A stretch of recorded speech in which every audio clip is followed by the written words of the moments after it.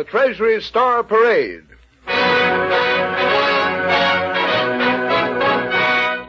Produced under the personal direction of William A. Beecher, with David Broekman and his orchestra, Al Goodman and his orchestra and chorus, Miss Jane Froman, Igor Gorin, and Frederick March as our master of ceremonies.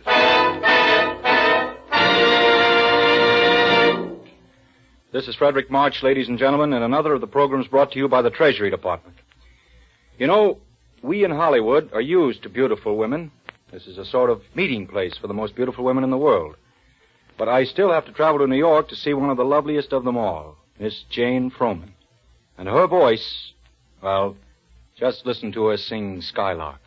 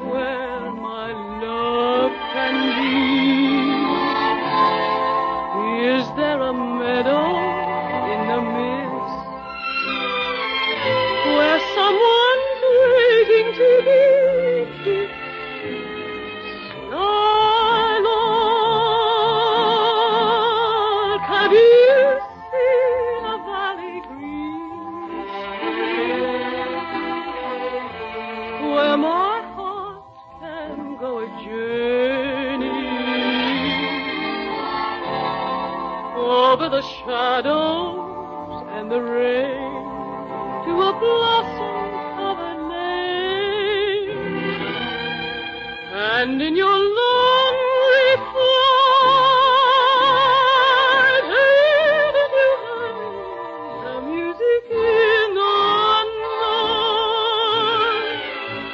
Wonderful music, faint as a will-o'-the-wisp, crazy as a loon, sad as a gypsy, serenading the moon. Oh, Skylark, I don't know if you can find these things, but my heart is riding on your wings. So if you see them anywhere, won't you lead me there? And in your lonely flight, haven't you heard the music in the night? Wonderful music, faint as a will-o'-the-wisp, crazy as a loon, sad as a gypsy, serenading the moon. Oh, Skylark, I don't know if you can find these things, but my heart is riding on your wings. So if you see them anywhere, won't you lead me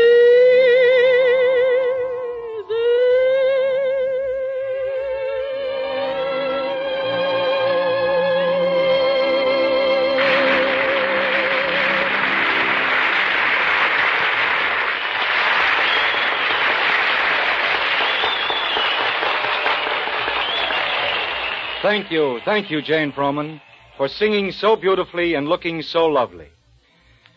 Another rare favorite on the Treasury programs, and one who is always welcome, is our old friend Igor Gorin, with a voice that ranges from the ringing call of stout-hearted men to the soft crooning of a lullaby.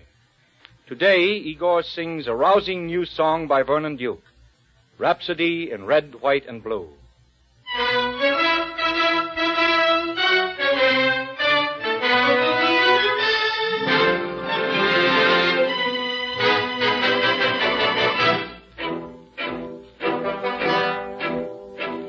For the red, red blood of the man with a gun, the soldier.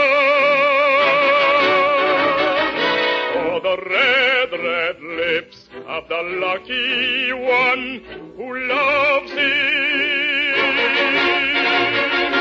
For the white of the hopes of the children who adore him. For the white of the light of the faith that goes before him. For the blue of the skies where a dawn will rise up glorious. And the man and his girl and his kids and his flag and America victorious.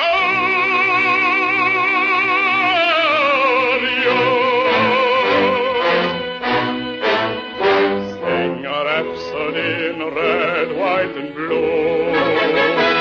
It's the rhapsody for me and for you. It's a song for fighting people who'll never be stopped until the struggle is through. Hear the rhythm of machines as they roll. Hear the harmony of flames as they soar.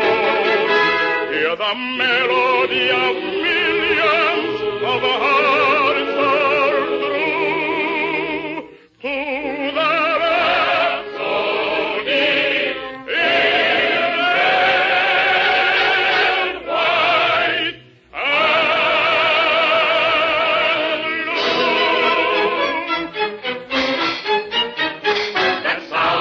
That sounds like thunder is 1,000 tanks rolling by.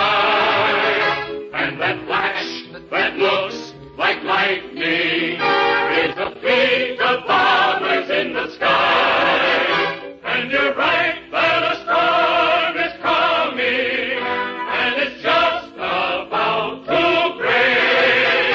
For America is moving. America's away.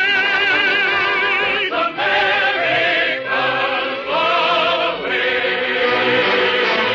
Sing a rhapsody in red, white, and blue. It's a rhapsody for me and for you.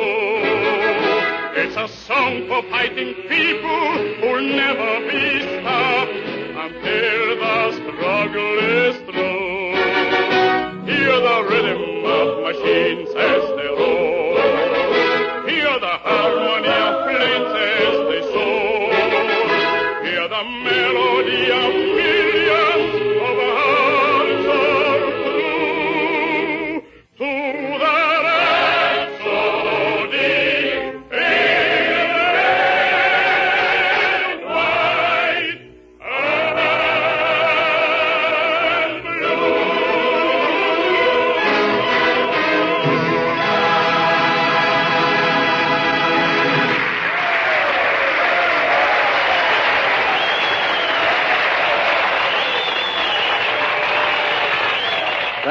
Thank you, Igor Gorin. Come back and see us again.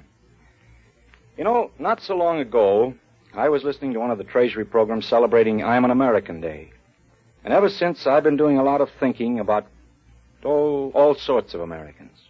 Only last week, I ran into one of them. An American we all can be proud of.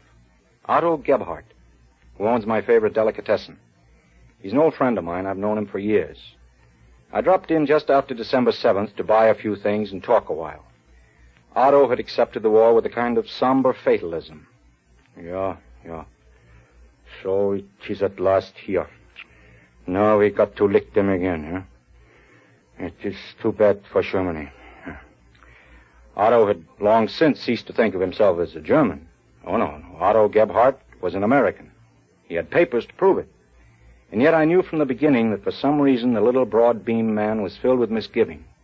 Of course, he did have relatives in Germany, and after all, Germany was his fatherland. But that wasn't it. No, it was something more immediate that was troubling him.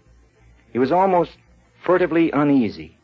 Any unusual sound startled him. He was always casting apprehensive glances toward the door. Well, this went on for weeks until I began to worry about him. But last week, I went into the shop, and for the first time since the outbreak of war, I found him in surprisingly good spirits. He smiled happily and blinked brightly out of his blue eyes. You remember my nephew, that Ernst Berger, don't you? I assured him I did. Without pleasure, I might have added. Ernst Berger had worked at the German consulate until the State Department cracked down on him and his associates and sent them packing. He was a good-looking, hard-faced young man, curt of manner, blunt of speech, typical Nazi. His arrogance had annoyed and embarrassed Otto, and Otto was greatly relieved when Ernst was sent home.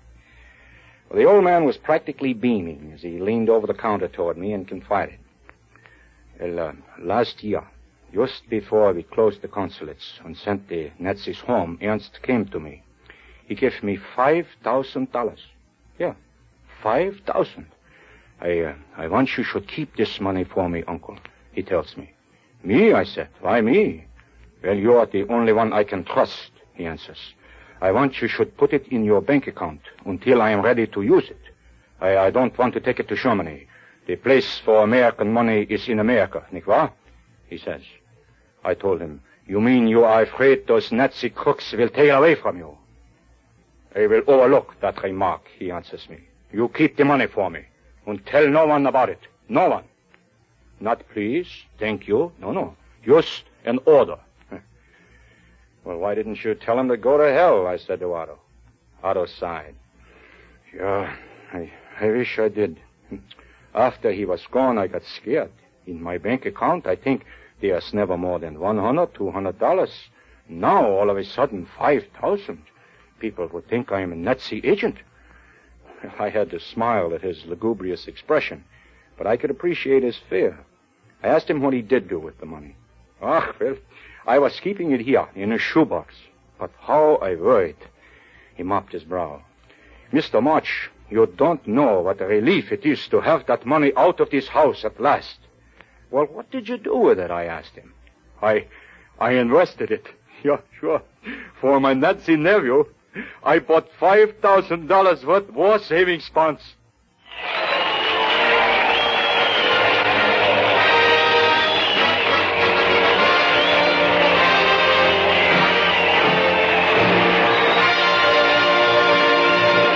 Thank you, Mr. March, and good for you, Otto Gebhardt. That's the safest and best investment in the world.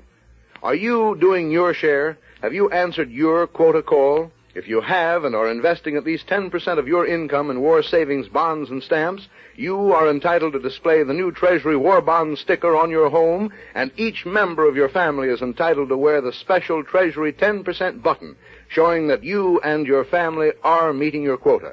These stickers and buttons can be obtained from your payroll savings officer or your city, county, or state war savings administrator. If you're not investing your quota of at least 10%, begin today so that you, too, can display these emblems of your patriotism. Remember, every dollar you invest in war savings bonds, you invest in the future of America. We must fight, work, and save.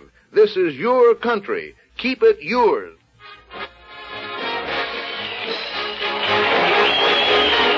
The United States Treasury Department thanks the distinguished artists who gave their talents to this performance. Frederick March, Miss Jane Froman, Igor Gorin, and Elizabeth Hawes in the American Magazine for the use of the material read by Mr. March. We also wish to thank the Hollywood Victory Committee for their courtesy in making these artists available, and this station for the use of its facilities. The orchestra and chorus were under the direction of Al Goodman and David Broekman. Production by William A. Bacher. This is Paul Douglas speaking.